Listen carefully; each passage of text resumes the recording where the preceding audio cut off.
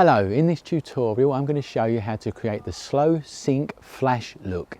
I'm going to show you how to create images that look like this.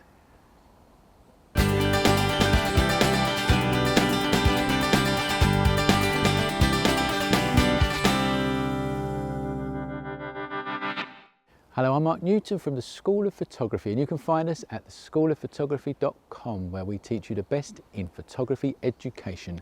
Today we're going to look at creating slow sync flash look.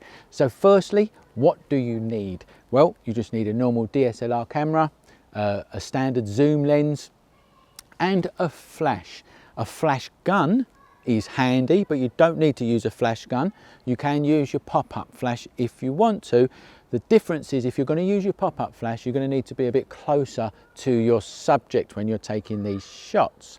Now, we are at a mountain bike trail in Essex in England, and so we're going to try and get this jump here. There's a jump here, the mountain bikes come up, and I'm going to try and get the shot when they're in mid-air here. Now, the slow sync flash look is this. It's a slow shutter speed, so everything blurs and looks like it's going really quick.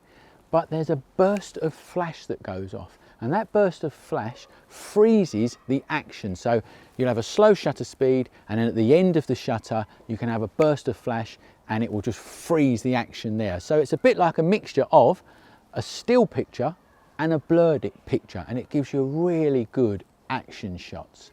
So all we've got to do now is set the camera up. You set the camera to the ISO of auto, put the camera on TV, or S if it's TV for Canon, it's S for any other camera, and that is your shutter speed priority.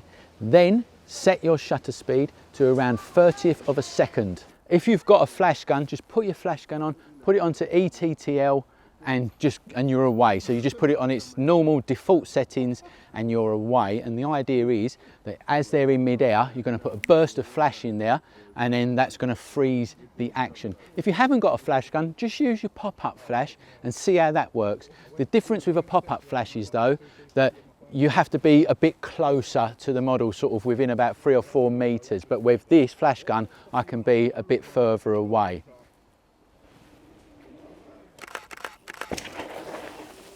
That was such a good shot. Obviously you're going to see it, I'm going to put it on the screen now, but that worked very good. So I always start at 1/30th of a second, and then you can change your shutter speed because it all depends on how fast the person is moving. So I'm going to take some, I've already took some at 30th of a second. I'm going to take some at 15th of a second as well and see how that comes out. The other thing to note is that your flash, depending on your flash, you might only have one fire in it. So it's about getting your focus point where you want it to be, or where you think the person is going to be when they've done the jump in this case, and then take the shot like this. Yes, just like that, perfect. You can also use your continuous focusing on your camera. On a Nikon it's called AFC, continuous shoot, and on a Canon it's called AI servo. So you can hold the focus on your object and then move and move, and then when they're in the air, take the shot. So you can do it like that as well. It all depends on the situation you're in. Now, we are in a very fast situation here, so for me, I've got to get that focus point, wait for them to jump and burst the flash off, and hopefully I can get the shot. So now let's change it to 15th of a second and see what happens.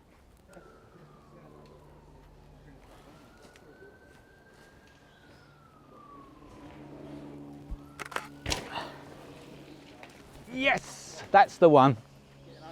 That's the one, we got the shot. The flash went off in exactly the right place where I wanted it to go. So I held the focus, I waited for the mountain bike to get in that particular area, and then I took the shot. And that's the result.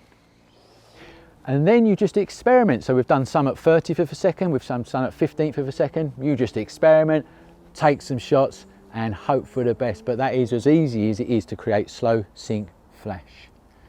I hope you've liked this tutorial. If you have, click the thumbs up and subscribe to our channel. If you want to learn more about shutter speeds and flash techniques, check us out at www.theschoolofphotography.com.